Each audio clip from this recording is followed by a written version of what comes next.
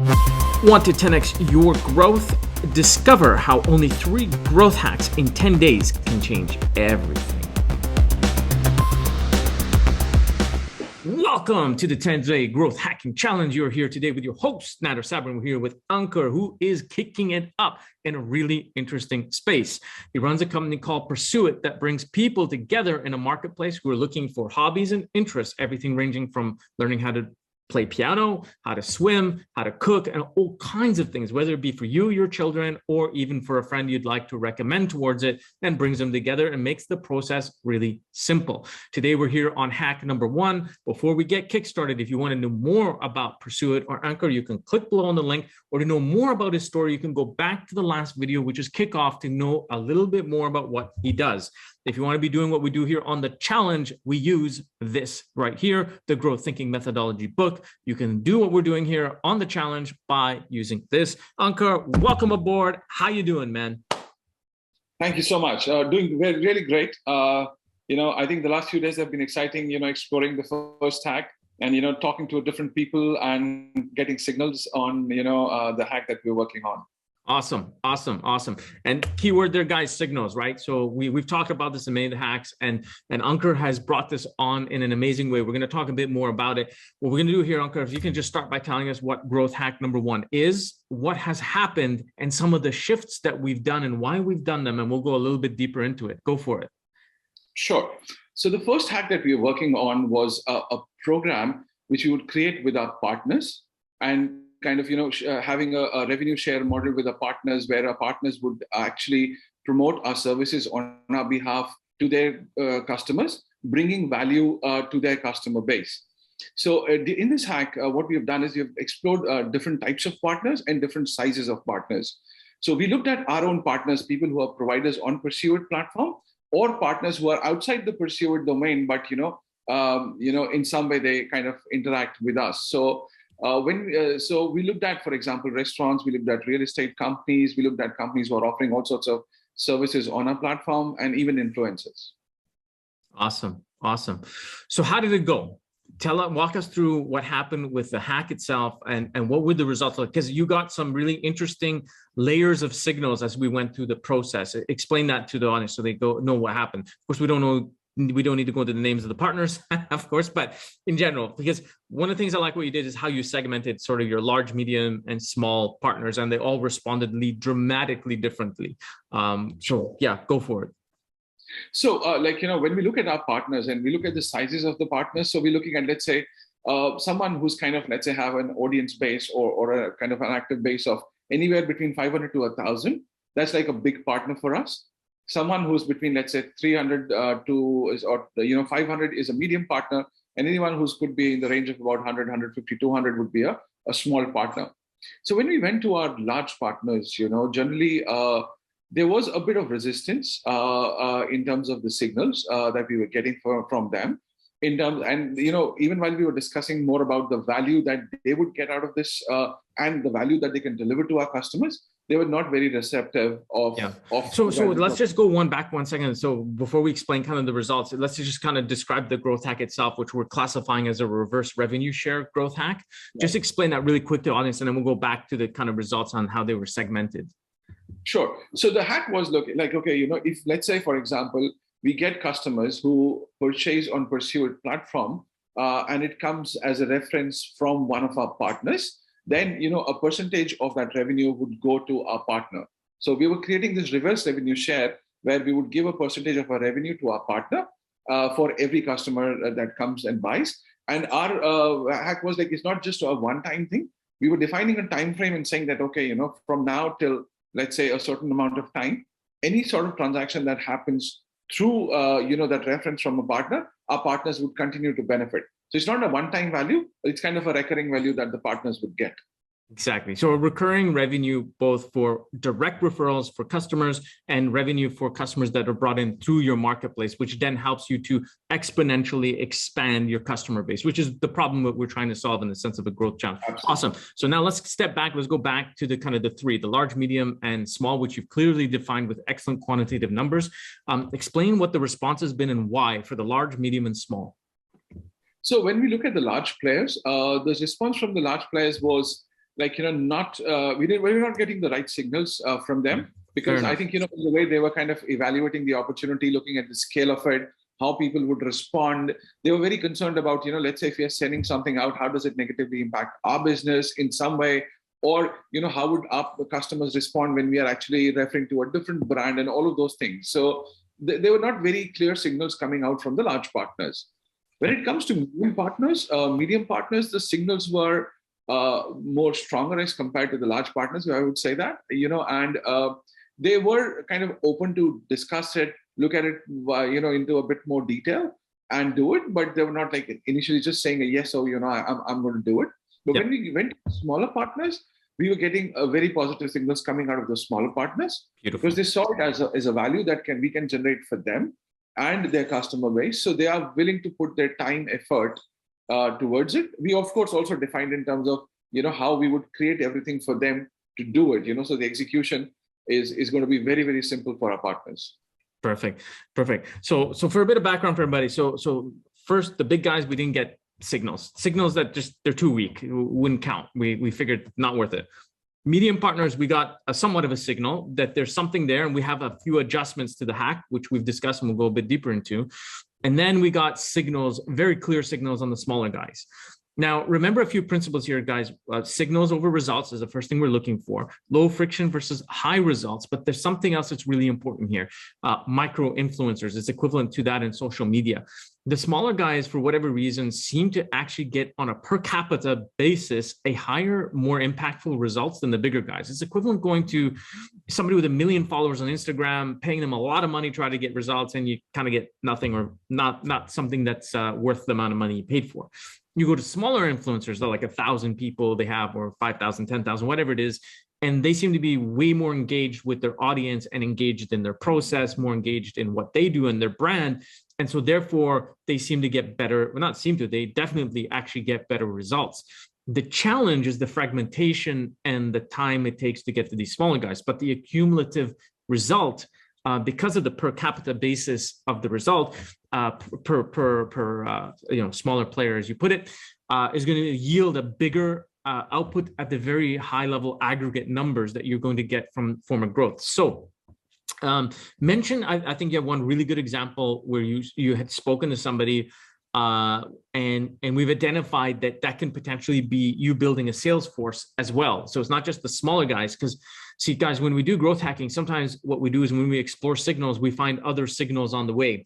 And Ankur found actually a few signals along the way that have actually opened the door to a few more growth hacks. So why don't you tell us about kind of the Salesforce one? Of course, you can mask whatever confidential information, of course, because of the nature of it. But I think the route going down building that Salesforce, that's number one, is really good.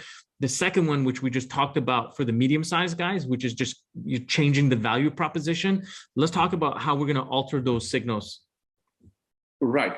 So I think when it comes to the medium guys and changing the value proposition, or kind of making them understand the value proposition, the next step for us is really to put it into a more concrete kind of a financial term in front of them. Because so far the discussion has more been around generic and trying to sell them the overall concept and the value on a more kind of a big, more complex, as a big picture.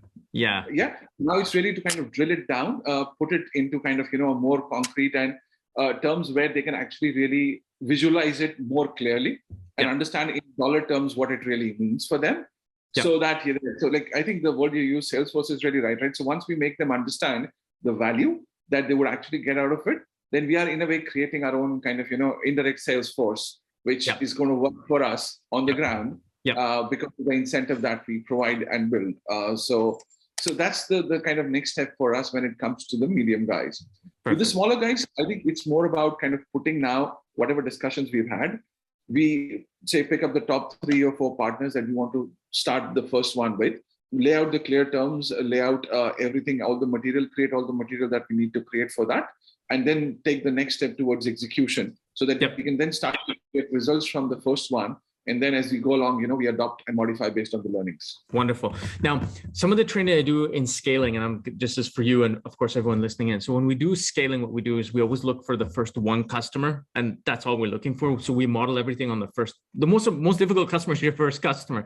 Once you got your first customer, or in some people's cases, users, right? What you do is now you go from 1 to 10. So your next 10 customers, you're going to deal with differently. And then from 10 to 100, you're going to alter again, because how you service from 10 to 100 is differently, and then from 100 to 1,000 to 10,000 and so forth. You keep multiplying in tens, and that's how we 10x. Because what a lot of people don't realize is they see that scaling is just a straight line, but it's actually not. How you service and alter how you deliver and create value with one customer versus 10 is different, and 10 versus 100 is different. And your tools and your level of sophistication are going to change with your customer base. As you try to build this kind of one-to-one sales force, which is, I think, one of the big ones with the guy that you mentioned to me, he would be essentially your first customer. And then when you bring that guy in as a sales part of your sales force on a referral basis, bringing all this in because of the nature of the business he's in, how do you get your next 10 guys just like him? How do I copy paste this guy 10 times and find exactly guys like this? And that's where you're going to start looking at things like, okay, how do I create monthly statements for these guys? How can they log into a dashboard and kind of see? And these could be very rudimentary, basic things in the beginning, or it could be as simple as you doing it in a Google sheet for your 10 first customers, getting it solid so that your 10 to 100, your next 100 customers is where you have like a rudimentary dashboard, and then from your 100 to 1,000, and it becomes validated because it's making you money. So it's not like you forking out an investment on something like it might work. It actually is working. You just need to keep scaling it up. So I think the primary learning here. I think there's going to be, I've lost count of the amount of growth hacks that we got out of this. So I hope, I don't know if the book arrived yet, but you got to keep track of it in here, at least notes until you got the book, because ultimately, listen, the 10 days is designed to get your growth boosted and moving along, right? And if we come up with like 8-10 different things that are sequential growth hacks that come out of just that one, we want to be using them as your growth strategy moving forward out of the 10 days, because we want you getting those results and scaling on them and just moving on them. Yeah. Right. No, absolutely. Yeah. So I'm going to share a story with you. As I promised you, I said I would save it for the video so everyone can understand this. So we talk about, the creation of value and delivery of value. So the other night, I needed to get some medication from the pharmacy. So I call up pharmacy number 1. I'm like, hey, do you charge for delivery? Yeah, we charge. I said, okay, cool. What's your order? I said, no, I'm not going to order. I'm going to call pharmacy number 2. Pharmacy number 2 also charges. I was like, no problem. My wife is like, dude, just make the order. I was like, that's okay. I get to the third pharmacy and they're like, no, we don't charge. Actually, it's free. I'm like, okay, is there a minimum order? They're like, no, we'll deliver. And I was like, brilliant, exactly what I need. So all the medicine is commoditized. It doesn't matter where I get it from. But here's where the value kicked in. Not also did they deliver it to me quickly, I was able to pay by credit card because they had a credit card machine. And then on my phone, they sent me a 10 dirham credit for my next purchase. So not also did I get free delivery, get it on time, I can pay it in a convenient way. They just incentivized me to buy from them again. None of the other pharmacies did it. The friction was too high. Right? They don't realize that, right? But these other guys are growth hacking. And that's what I was talking about creating value and delivering value. The likelihood of me repurchasing from, and I will be, I told my wife, I'm like, we're getting all our medicine from these guys delivered, finished. Hopefully we don't need to order from them many times. That of course we don't want medicine, but when you need to, even it's just simple things. They carry many things. Even a toothbrush. You need toothbrush, toothpaste. Hey, you know what? Free delivery, pay by credit card, and they give you incentives for it. I'm in, man. It works. It's just the same thing, right? Everybody does it differently. The context, and what I like about what you've done is you've become very contextual. You've gone out, you've had amazing conversations. You're extremely intuitive in how you're picking up on the signals that you're getting, and you're adjusting, right? And the good thing is that you're interactive. So you're like, when you hit a wall, you're like, oh my God, there's a wall there. I'm like, don't worry. Our job is to break down those walls, right? This is all about pattern disruption. How do we disrupt those patterns and get through it, or cut right through it, or move it out of the way? It doesn't matter what it is. We're gonna find a way through it, because guys, there's always a solution. There's always a way to grow, and that's the objective here. As that we do it, and we use the system that we use in the growth thinking methodology to do exactly that. So there we go, man. There we go. That's hack number 1. Okay, so as we kind of zoom out, any learnings that you'd like to tell anybody about as you went through this?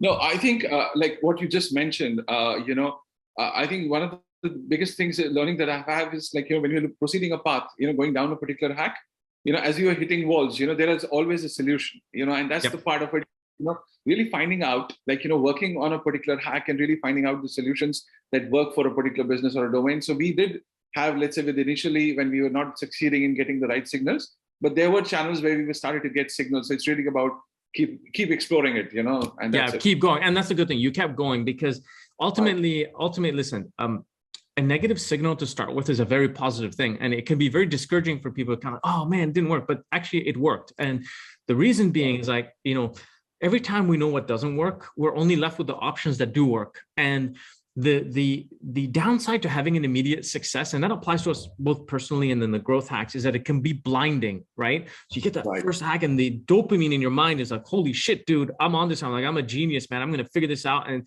then long and behold, you hit a wall and then you fall to the side because you're like, you didn't know what to do. And then this happens all the time. But if you've hit all the, the areas you shouldn't be going, you're going down that path. No matter what comes on that path, you know how to navigate.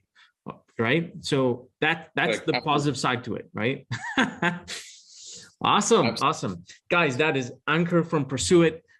They are shaking it up in the area of connecting people for hobbies and interests. To get more information, you can click below, head over to the kickoff video to understand their story a little bit deeper and understand the mechanics of how they work a little bit better. As we tune out, if you want to do what we do here, it is done by the Growth Thinking Methodology book. Get your copy so you can do the same thing we do here. There we go, Ankur. Hack number 1 down. Ready to see you hack number 2? Yes, absolutely. Looking forward to it. Awesome. See you. See you.